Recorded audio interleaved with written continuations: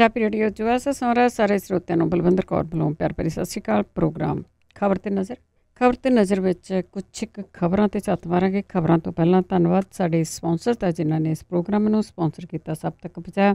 Gurdeep Singh Wardi, Clovis, Tanam Singh, Shergill, Salma, Khalsa insurance agency, San Jose 4082722500, Bakhshish Singh brothers, Surinder Singh Gill, Stockton, Manjit Singh Deewana, Dev Singh Talwan, Mandeep Tiwana, Darshan Singh Bhalwan, Maha Singh Jaria, Fresno, Mandeep Singh, San Jose, Jaswinder Singh Birk, Houston, Barinder Singh, Morgan Hill, Dharam Singh, ਰਘਵੀਰ ਕੌਰ, ਸਲਮਾ, ਦਲਜੀਤ ਸਿੰਘ, ਅਮਰਜੀਤ ਕੌਰ, ਟਰਲਿਕ। ਬਹੁਤ ਧੰਨਵਾਦ ਕਰਦੇ ਹਾਂ ਪ੍ਰੋਗਰਾਮਾਂ ਨੂੰ ਸਪਾਂਸਰ ਕਰਦੇ ਹੋ, ਸਭ ਤੱਕ ਪਹੁੰਚਾਉਂਦੇ। ਸਾਡੇ ਨਾਲ ਜੁੜ ਚੁੱਕੇ ਨੇ ਬਲਤੇਜ ਪੰਨੂ। ਸਤਿ ਸ਼੍ਰੀ ਅਕਾਲ, ਸਵਾਗਤ ਹੈ ਜੀ। ਸਤਿ ਸ਼੍ਰੀ ਅਕਾਲ ਜੀ, ਧੰਨਵਾਦ ਜੀ, ਬਹੁਤ ਮਿਹਰਬਾਨੀ। ਗੱਲ ਕਰਦੇ ਹਾਂ ਰਾਜਸਥਾਨ ਦੇ ਵਿੱਚ ਜੋ ਕਾਂਗਰਸ ਦੇ ਜਿੰਨੇ ਵੀ ਸੀਗੇ ਇਹਨਾਂ ਦੀ ਸਰਕਾਰ ਬਣੀ ਹੋਈ ਸੀ, ਤੇ ਹੁਣ ਆਪਸ ਵਿੱਚ ਜਿਹੜਾ ਕਾਟੋ ਕਲੇਸ਼ ਹੈ ਉਹ ਕਿੱਥੇ ਤਾਈਂ ਪਹੁੰਚਿਆ? ਤੇ ਜਿਹੜੇ ਵਿਧਾਨ ਸਭਾ ਦੇ ਸਪੀਕਰ ਨੇ ਉਹਨਾਂ ਨੇ ਕਾਂਗਰਸ ਦੇ ਸਚਿਨ ਪਾਇਲਟ ਦੇ ਨਾਲ ਗਏ 19 ਜਿਹੜੇ ਵਿਧਾਇਕ ਨੇ ਸਣੇ ਸਚਿਨ ਪਾਇਲਟ ਤੇ ਉਹਨਾਂ ਨੂੰ ਨੋਟਿਸ ਜਾਰੀ ਕੀਤਾ ਕਿ ਕਿਉਂ ਨਾ ਉਹਨਾਂ ਦੀ ਮੈਂਬਰੀ ਜਿਹੜੀ ਆ ਉਹ ਭੰਗ ਕਰ ਦਿੱਤੀ ਜਾਵੇ। 17 ਤਰੀਕ ਤੱਕ ਇਹਨਾਂ ਨੂੰ ਸਮਾਂ ਦਿੱਤਾ ਗਿਆ ਜਵਾਬ ਦੇਣ ਦਾ, ਭੜਕ ਤੱਕ ਦਾ ਜੀ, ਕਿ ਉਹ ਕੱਲ ਤੱਕ ਜਿਹੜਾ ਜੀ ਇਹਦਾ ਜਵਾਬ ਦੇਣਗੇ। ਨਹੀਂ ਜਵਾਬ ਦੇਣਗੇ ਤੇ ਤਾਂ ਉਹਨਾਂ ਦੀ ਜਿਹੜੀ ਮੈਂਬਰੀ ਆ ਉਹ ਰੱਦ ਹੋਊਗੀ। ਜਿਹੜੇ ਸਚਿਨ ਪਾਇਲਟ ਦੇ ਸਮਰਥਕ ਨੇ 2 ਦਿਨਾਂ ਦੇ ਵਿੱਚ ਕਾਂਗਰਸ ਦੀ ਵਿਧਾਇਕ ਦਲ ਦੀ ਹੋਈ ਜਿਹੜੀ ਮੀਟਿੰਗ ਹੈ ਉਹਦੇ ਵਿੱਚ ਹਿੱਸਾ ਨਹੀਂ ਲੈ ਰਹੇ। ਸਚਿਨ ਪਾਇਲਟ ਨੂੰ ਡਿਪਟੀ ਮੁੱਖ ਮੰਤਰੀ ਰਾਜਸਥਾਨ ਦੀ ਕਾਂਗਰਸ ਦੇ ਅਹੁਦੇਦਾਰ ਤੋਂ ਜਿਹੜਾ ਜੀ ਉਹ ਹਟਾ ਦਿੱਤਾ ਗਿਆ। ਇਸ ਵੇਲੇ ਜਿਹੜਾ ਜੀ ਅਟਕਲਾਂ ਦਾ ਦੌਰ ਜਿਹੜਾ ਜੀ ਉਹ ਜਾਰੀ ਆ। ਭਾਰਤੀ ਜਨਤਾ ਪਾਰਟੀ ਉਹਨੇ ਕੁਛ ਸਟੈਪ ਪਿੱਛੇ ਕੀਤੇ ਆ, ਵੇਟ ਐਂਡ ਵਾਚ ਦੀ ਰਣਨੀਤੀ ਦੇ ਵਿੱਚ ਹੈ। ਉਹ ਕਾਂਗਰਸ ਦੀ ਲੜਾਈ ਅਜੇ ਦੇਖ ਰਹੀ ਹੈ, ਕਿਉਂਕਿ ਉਸ ਤੋਂ ਬਾਅਦ ਉਹ ਆਪਣੇ ਪੱਤੇ ਜਾਂ ਆਪਣੇ ਕੈਚੀ ਖੋਲੂਗੇ। ਸਚਿਨ ਪਾਇਲਟ ਦੇ ਨਾਲ ਕਿੰਨੇ ਜਿਹੜੇ ਵੀ ਲੋਕ ਆ ਹੁਣ ਇਹ ਸਪਸ਼ਟ ਹੋ ਗਿਆ। 19 ਨੇ ਜੀ ਸੜੇ ਉਹਦੇ, 18 ਹੋਰ ਨੇ। ਇੱਕ ਆਪ ਸਚਿਨ ਪਾਇਲਟ, ਉਹ ਬਗਾਵਤ ਜਿਹੜਾ ਜੀ ਉਹਨਾਂ ਨੇ ਕੀਤੀ ਹੈ। ਉਹਨਾਂ ਚੋਂ ਕਿੰਨੇ ਵਾਪਸ ਆਉਂਦੇ ਆ ਕੱਲ੍ਹ ਤੱਕ ਇਹ ਬੜਾ ਅਹਿਮ ਰਹੂਗਾ। ਨਹੀਂ ਵਾਪਸ ਆਉਂਦੇ ਤੇ ਫਿਰ ਸਰਕਾਰ ਦਾ ਕੀ ਬਣੂਗਾ। ਫਿਰ ਪੱਖ ਜਿਹੜੇ ਦੂਸਰੇ ਨੇ, ਬੇਸ਼ੱਕ ਅਸ਼ੋਕ ਗਹਿਲੋਤ ਹੋਰਾਂ ਦੀ ਸਰਕਾਰ ਅਜੇ ਮਜ਼ਬੂਤ ਨਜ਼ਰ ਆ ਰਹੀ ਆ, ਉਨੀ ਵੀ ਮਜ਼ਬੂਤ ਨਹੀਂ ਜਿਹੜਾ ਇਹ ਕਿਹਾ ਜਾਵੇ ਵੀ ਉਹਨੂੰ ਕੁਛ ਨਹੀਂ ਜਿਹੜਾ ਵੀ ਹੁੰਦਾ। ਵਿਧਾਨ ਸਭਾ ਦੀਆਂ 200 ਸੀਟਾਂ ਨੇ ਰਾਜਸਥਾਨ ਦੇ ਵਿੱਚ, ਔਰ 2018 ਦੇ ਵਿੱਚ ਕਾਂਗਰਸ ਨੇ 100 ਸੀਟਾਂ ਜਿੱਤੀਆਂ ਸੀਗੀਆਂ, ਔਰ ਇਸ ਤੋਂ ਬਾਅਦ ਇੱਕ ਸੀਟ ਉਹਨੇ ਬਾਈ ਇਲੈਕਸ਼ਨ ਦੇ ਵਿੱਚ ਜਿੱਤੀ। 101 ਸੀਟਾਂ ਹੋ ਗਈਆਂ। ਬਸਪਾ ਦੇ 6 ਵਿਧਾਇਕ ਕਾਂਗਰਸ ਦੇ ਨਾਲ ਜਿਹੜਾ ਜੀ ਉਹ ਆ ਗਈ। ਕੁੱਲ ਜਿਹੜੀ ਮੌਜੂਦਾ ਗਿਣਤੀ ਆ ਉਹ 107 ਹੈ। 100 ਜਿਹੜੇ ਵੀ ਉਹ ਚਾਹੀਦੇ ਆ, 200 ਦੀਆਂ ਸੀਟਾਂ ਦੇ ਵਿੱਚ 100 ਜਿਹੜੇ ਚਾਹੀਦੇ ਆ ਉਹ ਸਰਕਾਰ ਬਣਾਉਣ ਦੇ ਵਾਸਤੇ। ਜੇ 19 ਇਹਦੇ ਵਿੱਚੋਂ ਮੰਨਫੀ ਕਰਨ ਦੇ ਉਹ 107 ਦੇ ਵਿੱਚੋਂ ਤੇ 88 ਰਹਿ ਜਾਂਦੇ ਪਿੱਛੇ। ਜੇ ਇਹ ਵਿਧਾਇਕ ਜਿਹੜੇ ਨੇ ਉਹ ਇਹ ਡਿਸਕੁਆਲੀਫਾਈ ਹੋ ਜਾਂਦੇ ਨੇ ਤਾਂ ਫਿਰ ਇਹ 181 ਜਿਹੜੇ ਬਚਦੇ ਆ, 19 ਜਦੋਂ ਡਿਸਕੁਆਲੀਫਾਈ ਹੋ ਜਾਂਦੇ, ਤੇ 181 ਦੇ ਵਿੱਚੋਂ 91 ਤੁਹਾਨੂੰ ਜਿਹੜੇ ਵੀ ਉਹ ਚਾਹੀਦੇ ਆ ਇਹਦੇ ਵਾਸਤੇ ਸਰਕਾਰ ਜਿਹੜੀ ਉਹ ਚਲਾਉਣ ਦੇ ਵਾਸਤੇ, ਬਚਾਉਣ ਦੇ ਵਾਸਤੇ। ਹੁਣ ਇਹਦੇ ਵਿੱਚ ਜਿਹੜਾ ਜੀ ਕਿਵੇਂ ਜਿਹੜਾ ਜੀ ਉਹ ਆਪਣੀ ਸਰਕਾਰ ਬਚਾਉਣਗੇ, ਇਹਦੇ ਵਿੱਚ ਕੁਝ ਜਿਹੜੇ ਵੀ ਉਹ ਪੁਆਇੰਟ ਹੈਗੇ ਆ ਕਿ 109 ਦਾ ਦਾਅਵਾ ਉਹਨਾਂ ਨੇ ਕੀਤਾ ਕਿ 109 ਉਹਨਾਂ ਦੇ ਕੋਲੇ ਨੇ। ਹਕੀਕਤ ਜਿਹੜੇ ਆ 19 ਘੱਟ ਹੋਣ ਤੋਂ ਬਾਅਦ ਜਿਹੜਾ 13 ਇੰਡੀਪੈਂਡੈਂਟ ਛੋਟੀਆਂ ਪਾਰਟੀਆਂ ਦੇ ਜਿਹੜੇ ਵਿਧਾਇਕ ਨੇ ਉਹਨਾਂ ਦੇ ਉੱਤੇ ਜਿਹੜੀ ਆ ਜੀ ਉਹ ਨਿਰਭਰ ਹੋ ਕੇ ਰਹਿ ਜਾਣਗੇ ਅਸ਼ੋਕ ਗਹਿਲੋਤ ਹੋਰੀ। ਛੋਟੀਆਂ ਪਾਰਟੀਆਂ ਉਹਨਾਂ ਨੂੰ ਸਹਿਯੋਗ ਦੇਣਗੀਆਂ, ਇਹ ਵੀ ਵੱਡਾ ਸਵਾਲ ਹੈ। ਭਾਰਤੀ ਟਰਾਈਬਲ ਪਾਰਟੀ BTP ਜਿਹੜੀ ਆ ਜੀ ਉਹਦੇ 2 ਵਿਧਾਇਕ ਨੇ, ਇਹ ਬੜੇ ਅਹਿਮ ਹੈ ਕਿ ਉਹ ਕਿਹਨੂੰ ਸਪੋਰਟ ਜਿਹੜਾ ਜੀ ਉਹ ਕਰਦੇ ਆ। ਉਹਨਾਂ ਨੇ ਇਹ ਗੱਲ ਕਹੀ ਸੀ ਕਿ ਸਾਨੂੰ ਤਾਂ ਉੱਥੇ ਜਿਹੜਾ ਬੰਦੀ ਬਣਾ ਕੇ ਰੱਖਿਆ ਹੋਇਆ, ਇਹ ਗਹਿਲੋਤ ਨੂੰ ਵੋਟ ਦਿੰਦੇ ਆ ਜਾਂ ਐਬਸੈਂਟ ਰਹਿੰਦੇ ਆ, ਇਹ ਕੁਛ ਨਹੀਂ ਜਿਹੜਾ ਜੀ ਉਹ ਪਤਾ। ਭਾਰਤੀ ਜਨਤਾ ਪਾਰਟੀ ਦੇ ਕੋਲੇ 72 ਵਿਧਾਇਕ ਹੈ, ਔਰ ਜੇ ਮੰਨ ਲਓ ਆਪਾਂ ਜਿਹੜੀ 88 ਵਾਲੀ ਜਿਹੜਾ ਮੈਂ ਤੁਹਾਨੂੰ ਜਿਹੜਾ ਦੱਸਿਆ ਕਿ 88 ਉਹਨਾਂ ਦੇ ਕੋਲ 88 ਨੇ ਤੇ 91 ਜਿਹੜਾ ਜੀ ਉਹ ਚਾਹੀਦੇ ਆ ਟੋਟਲ। ਇੱਧਰ 3 ਹੀ ਬਚਦੇ ਆ, ਔਰ ਇੰਡੀਪੈਂਡੈਂਟ ਤੇ CPM ਦੇ ਜਿਹੜੇ ਵੀ ਉਹ ਹੈਗਾ, ਸੋ ਇਹ 91 ਤਾਂ ਹੋ ਸਕਦੇ ਆ, ਪਰ 72 91 ਨਹੀਂ ਜਿਹੜਾ ਜੀ ਉਹ ਹੋਣ ਦੀ ਸਥਿਤੀ ਦੇ ਵਿੱਚ ਹਾਲ ਦੀ ਘੜੀ ਹੈਗੀ। ਜੇ ਸਚਿਨ ਪਾਇਲਟ ਹੋਰ ਖੋਰਾ ਲਾਉਂਦਾ ਆਉਂਦੇ ਦਿਨਾਂ ਦੇ ਦੌਰਾਨ, ਫਿਰ ਭਾਰਤੀ ਜਨਤਾ ਪਾਰਟੀ ਜਿਹੜੀ ਹੈ ਜੀ ਉਹ ਐਕਟਿਵ ਉੱਥੇ ਹੋ ਸਕਦੀ ਹੈ।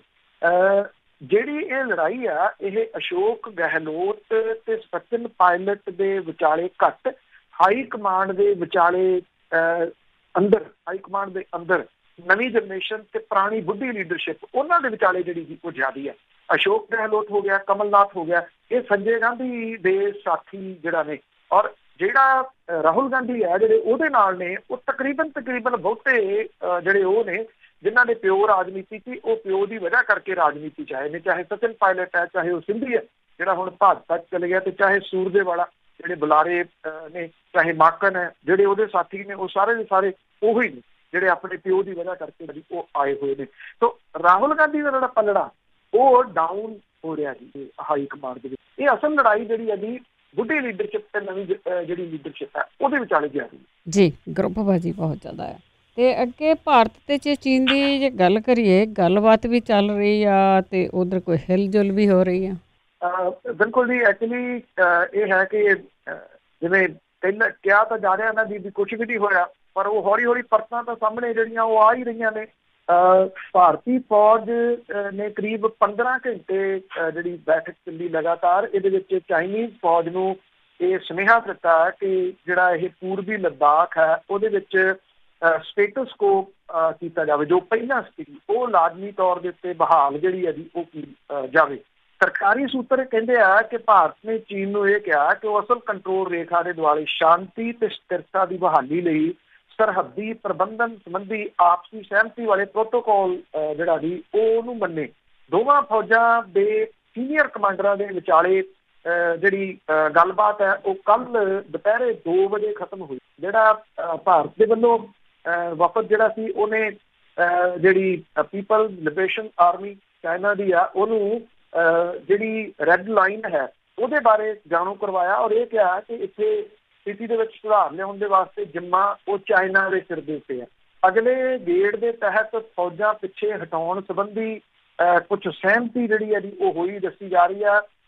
ਦੋਵਾਂ ਧਿਰਾਂ ਦੇ ਵੱਲੋਂ ਆਪੋ ਆਪਣੇ ਸਿਖਰਲੇ ਅਧਿਕਾਰੀਆਂ ਦੇ ਨਾਲ ਸਹਿਮਤੀ ਬਾਰੇ ਚਰਚਾ ਕਰਨ ਤੋਂ ਬਾਅਦ ਮੁੜ ਕੇ ਗੱਲਬਾਤ ਕੀਤੇ ਜਾਣ ਦੀ ਜਿਹੜੀ ਉਹ ਸੰਭਾਵਨਾ ਹੈ। ਚੌਥੇ ਗੇੜ ਦੀ ਜਿਹੜੀ ਲੈਫਟੀਨੈਂਟ ਜਨਰਲ ਪੱਧਰੀ ਗੱਲਬਾਤ ਜਿਹੜੀ ਹੈਗੀ ਉਹ ਅੱਗੋਂ ਦੁਬਾਰਾ ਫੇਰ ਜਿਹੜੀ ਆ ਉਹ ਸ਼ੁਰੂ ਹੋ ਸਕਦੀ। ਔਰ ਇਹ 15 ਘੰਟੇ ਲਗਾਤਾਰ ਜਿਹੜੀ ਦੀ ਉਹ ਗੱਲਬਾਤ ਚੱਲੀ, ਜਿਹੜੀ ਕਿ ਭਾਰਤ ਵਾਲੇ ਪਾਸੇ ਚੁਸ਼ਲੂ ਏਰੀਆ ਪੈਂਦਾ ਉੱਥੇ ਜਿਹੜੀ ਹੋਈ। ਭਾਰਤ ਦੀ ਅਗਵਾਈ ਜਿਹੜੀ ਸੀਗੀ ਜੀ 14 ਕੋਰ ਦੇ ਕਮਾਂਡਰ ਨੇ ਲੈਫਟੀਨੈਂਟ ਜਨਰਲ ਹਰਿੰਦਰ ਸਿੰਘ ਉਹਨਾਂ ਦੇ, ਔਰ ਚੀਨੀ ਵਫਦ ਦੀ ਅਗਵਾਈ ਦੇ ਹੇਠ ਜਿਹੜਾ ਸ਼ਿਨਜਿਆਂਗ ਫੌਜੀ ਖੇਤਰ ਦੇ ਕਮਾਂਡਰ ਲੂਈ ਲਿਨ ਜਿਹੜੇ ਦੀ ਉਹ ਅਗਵਾਈ ਇਹਦੀ ਕਰ ਰਹੇ ਸੀਗੇ। ਹੁਣ ਸਵਾਲ ਜਿਹੜਾ ਨਾ ਜੀ ਉਹ ਕਿਹੜੀ ਚੀਜ਼ ਮੰਨੀ ਜਾਵੇ, ਕਿਉਂਕਿ ਇੱਧਰ ਪ੍ਰਧਾਨ ਮੰਤਰੀ ਉਹਨਾਂ ਨੇ ਤਾਂ ਇਹ ਕਿਹਾ ਸੀ ਵੀ ਕੋਈ ਇੱਥੇ ਆਇਆ ਹੀ ਨਹੀਂ, ਕੋਈ ਕਿਸੇ ਨੇ ਕੋਈ ਕਬਜ਼ਾ ਜਿਹੜਾ ਜੀ ਉਹ ਨਹੀਂ ਕੀਤਾ। ਦੂਜੇ ਪਾਸੇ ਜਿਹੜੇ ਸੀਨੀਅਰ ਆਫਿਸਰ ਨੇ ਫੌਜ ਦੇ ਉਹਨਾਂ ਦੀਆਂ ਇਹ ਲਗਾਤਾਰ ਮੀਟਿੰਗਾਂ ਜਿਹੜੀਆਂ 15 ਘੰਟੇ ਜਿਹੜੀਆਂ ਚੱਲ ਰਹੀਆਂ ਨੇ ਇਸ ਗੱਲ ਨੂੰ ਲੈ ਕੇ ਕਿ ਜਿਹੜੀਆਂ ਚੀਨੀ ਫੌਜਾਂ ਨੇ ਉਹ ਵਾਪਸ ਜਾਣ। ਮਤਲਬ ਕਿ ਸਥਿਤੀ ਤਾਂ ਜਿਹੜੀ ਕਲੀਅਰ ਹੈ ਨਾ ਕਿ ਚਾਈਨਾ ਜਿਹੜਾ ਸੀਗਾ ਉਹ ਕਾਫੀ ਹੱਦ ਤੱਕ ਜਿਹੜਾ ਜੀ ਉਹ ਅੰਦਰ ਭਾਰਤ ਵਾਲੀ ਸਾਈਡ ਦੇ ਉੱਤੇ ਉਹਦੀਆਂ ਫੌਜਾਂ ਆ ਗਈਆਂ। ਇਹਦੇ 'ਚ ਤਾਂ ਕੋਈ ਸ਼ੱਕ ਨਹੀਂ ਜੋ ਕੁਛ ਦੇਖਦੇ ਹਾਂ ਅਸੀਂ। ਅਤੇ ਅੱਗੇ ਗੱਲ ਕਰਦੇ ਹਾਂ ਕੋਟਕਪੂਰਾ ਦੇ ਵਿੱਚ ਜਿਹੜੀ ਗੋਲੀ ਕਾਂਡ ਸੀਗਾ ਉਸ ਦੇ ਵਿੱਚ 2 ਪੁਲਿਸ ਵਾਲੇ ਸੀ, ਉਹਨਾਂ ਦੀ ਜ਼ਮਾਨਤ ਰੱਦ ਹੋਈ ਹੈ। ਦੇਖੋ ਇਹ ਜਿਹੜਾ ਮਾਮਲਾ ਹੈ ਹੁਣ ਇਹ ਨਹੀਂ ਪਤਾ ਜੀ ਕਿ ਇਹਦਾ ਬਣਨਾ ਕੀ ਆ ਆਉਂਦੇ ਦਿਨਾਂ ਦੇ ਦੌਰਾਨ। ਉਹ ਇਸ ਕਰਕੇ ਕਹਿ ਰਹੇ ਆ ਬਣਨਾ ਕੀ ਆ ਵੀ ਇਹ ਸਿਆਸੀ ਹੁਣ ਜ਼ਿਆਦਾ ਜਿਹੜਾ ਜੀ ਉਹ ਹੁੰਦਾ ਜਾਪਦਾ। ਸਿਆਸੀ ਇਸ ਤਰੀਕੇ ਨਾਲ ਹੁੰਦਾ ਜਾਪਦਾ ਜੀ ਕਿ ਜਿਹੜੇ ਅਕਾਲੀ ਦਲ ਵਾਲੇ ਆ ਉਹ ਜਿਹੜਾ ਜੀ ਇਹ ਕਹਿੰਦੇ ਆ ਕਿ ਕਾਂਗਰਸ ਨੇ ਜਿਹੜੀ ਉਹ ਸਪੋਰਟ ਲਈ ਡੇਰੇ ਦੀ 2007 ਦੇ ਵਿੱਚ ਇੱਕ ਅਕਾਲੀ ਆਗੂ ਦਾ ਮੈਂ ਬਿਆਨ ਪੜ੍ਹ ਰਿਹਾ ਸੀ, ਉਹ ਕਹਿੰਦਾ ਜੇ ਡੇਰੇ ਵਾਲਿਆਂ ਨੇ ਸਾਡੀ ਮਦਦ ਕੀਤੀ ਹੁੰਦੀ ਤਾਂ ਸਾਡਾ ਇੰਨਾ ਮੰਦਾ ਹਾਲ ਨਹੀਂ ਸੀ ਹੋਣਾ 2017 ਦੇ ਵਿੱਚ। ਮਤਲਬ ਕਿ ਅਜੇ ਵੀ ਉਹ ਆਸ ਉੱਥੇ ਰੱਖੀ ਜਿਹੜਾ ਦੀ ਬੈਠੇ ਆ ਵੀ ਸਾਨੂੰ ਉੱਥੋਂ ਜਿਹੜੀਆਂ ਉਹ ਵੋਟਾਂ ਪੈਣਗੀਆਂ। ਇਹ ਸਭ ਸਿਆਸਤ ਦੇ ਨਾਲ ਜੁੜਿਆ।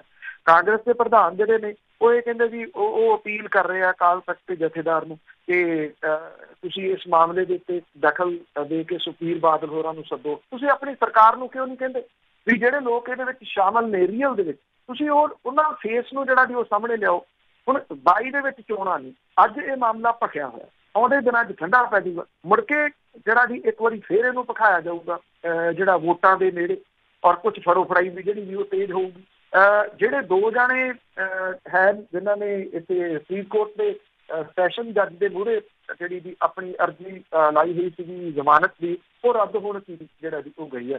ਕੋਟਕਪੂਰਾ ਥਾਣੇ ਦੇ ਉਦੋਂ ਦੇ ਮੁਖੀ ਗੁਰਦੀਪ ਸਿੰਘ ਪੰਧੇਰ, ਜਿਹਨੂੰ ਪਿਛਲੇ ਦਿਨਾਂ ਦੇ ਵਿੱਚ ਅਰੈਸਟ ਕੀਤਾ ਗਿਆ ਸੀਗਾ SIT ਨੇ, ਉਹਦੀ ਜ਼ਮਾਨਤ ਅਰਜ਼ੀ ਤੇ SP ਬਲਜੀਤ ਸਿੰਘ ਸਿੱਧੂ ਇਹਦੀ ਜ਼ਮਾਨਤ ਅਰਜ਼ੀ ਦੋਨਾਂ ਦੀ ਜਿਹੜੀ ਹੈ ਉਹ ਖਾਰਜ ਹੋਈ। ਇਹਨਾਂ ਨੇ ਮੁਕੱਦਮਾ ਚੱਲਣ ਤੱਕ ਜ਼ਮਾਨਤ ਮੰਗੀ ਸੀ, ਜਦੋਂ ਕਿ SP ਬਲਜੀਤ ਸਿੰਘ ਸਿੱਧੂ ਨੇ ਗ੍ਰਿਫਤਾਰੀ ਦਾ ਖਦਸ਼ਾ ਜਿਹੜਾ ਸੀਗਾ ਜੀ ਉਹ ਜ਼ਾਹਰ ਕਰਦਿਆਂ ਹੋਇਆ ਇਹ ਮੰਗੀ ਸੀਗੀ ਜ਼ਮਾਨਤ।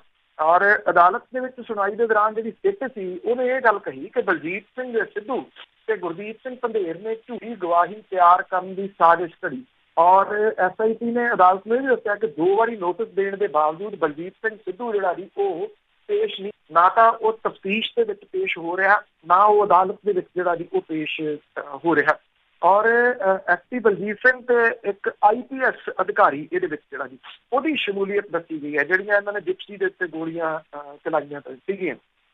ਉਸ ਮਾਮਲੇ ਦੇ ਵਿੱਚ IPS ਜਿਹੜਾ ਜੀ ਉਹਦੇ ਤੋਂ ਪੁੱਛਗਿੱਛ ਕਰਨ ਦੇ ਵਾਸਤੇ ਵੀ ਅਦਾਲਤ ਤੋਂ ਜਿਹੜੀ ਹੈ ਜੀ ਉਹ ਪਰਮਿਸ਼ਨ ਮੰਗੀ ਜਿਹੜਾ ਜੀ ਉਹ ਗਈ ਆ। ਔਰ ਪੁਲਿਸ ਅਧਿਕਾਰੀਆਂ ਦੇ ਖਿਲਾਫ ਦਰਜ ਹੋਏ ਇਹ ਜਿਹੜਾ ਮੁਕੱਦਮਾ, ਇਹਦੇ ਵਿੱਚ ਇਲਜ਼ਾਮ ਗੰਭੀਰ ਨੇ, ਇਹ SIT ਨੇ ਜਿਹੜਾ ਜੀ ਉਹ ਕਿਹਾ, ਜਿਹਦੇ ਕਰਕੇ ਅਦਾਲਤ ਨੇ ਉਹਨਾਂ ਦੀਆਂ ਦਲੀਲਾਂ ਮੰਨੀਆਂ। ਔਰ ਅਦਾਲਤ ਨੇ ਵੀ ਆਪਣੇ ਹੁਕਮ ਦੇ ਵਿੱਚ ਇਹ ਗੱਲ ਕਹੀ ਕਿ ਇਹ ਬੜੀ ਗੰਭੀਰ ਸਾਜ਼ਿਸ਼ ਹੈ, ਇਸ ਕਰਕੇ ਇਹਨਾਂ ਨੂੰ ਜ਼ਮਾਨਤ ਨਹੀਂ ਦਿੱਤੀ ਜਾ ਸਕਦੀ। ਖਾਸ ਤੌਰ ਦੇ ਉੱਤੇ SP ਬਲਜੀਤ ਸਿੰਘ ਸਿੱਧੂ ਨੂੰ ਅਗਾਊਂ ਜ਼ਮਾਨਤ ਨਹੀਂ ਦਿੱਤੀ ਜਾ ਸਕਦੀ। ਹੁਣ ਇਹ ਹਾਈ ਕੋਰਟ ਦਾ ਜਿਹੜਾ ਜੀ ਉਹ ਰੁਖ ਕਰਨਗੇ ਔਰ ਉੱਥੋਂ ਦੇਖਦੇ ਆ ਕੀ ਜਿਹੜਾ ਜੀ ਉਹ ਬਣਦਾ।